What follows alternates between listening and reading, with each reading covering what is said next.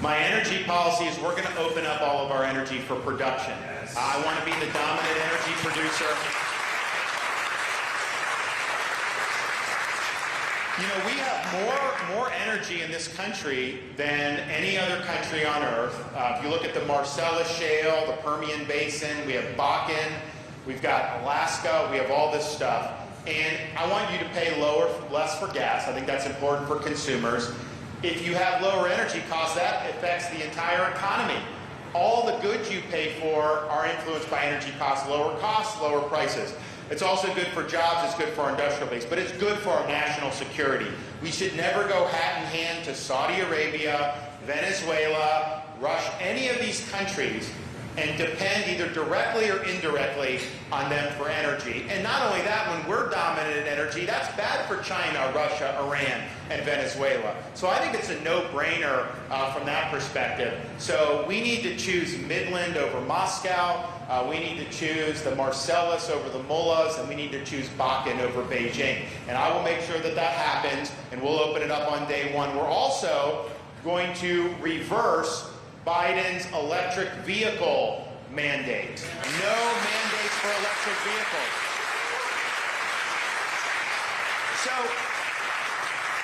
So the electric vehicles, so like, you know, I did this debate with the governor of California in November, and it's like, whatever you think is bad in Washington, California has that, and they'll raise you, right? I mean, they're 5 years ahead, 10 years ahead of where the left's going to go nationally.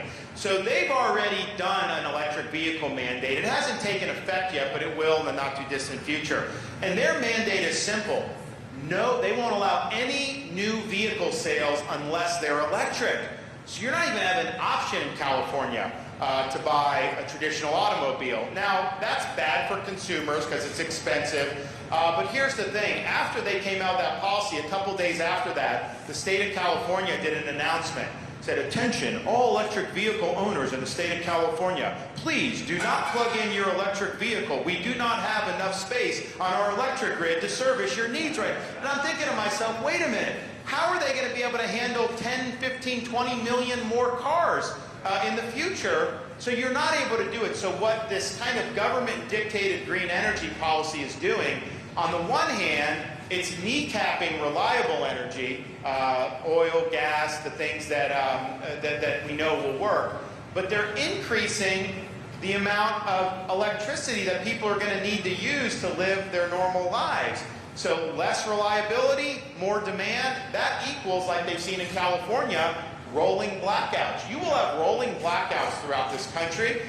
In New England, it's going to be devastating in the winter. I think you should have low gas prices. I mean, that's what we want. We want people to be able to heat their homes and be comfortable. So we'll get that done. But I think these electric vehicles, it will bankrupt the car companies too, because there's just not enough demand for them. We don't even have these mandates in full effect yet. You already see these cars are sitting on the lots and they're not being sold. And I think that, you know, like I know Thomas's Tesla, look, it's a cool car. You know, I couldn't afford one, and it's not necessarily something I do, but it's a cool car. But here's the thing, not everyone wants that. Not everyone wants to do that. So day one as president, good pro-American energy policy, and we will save the American automobile. Ladies and gentlemen, this will be the last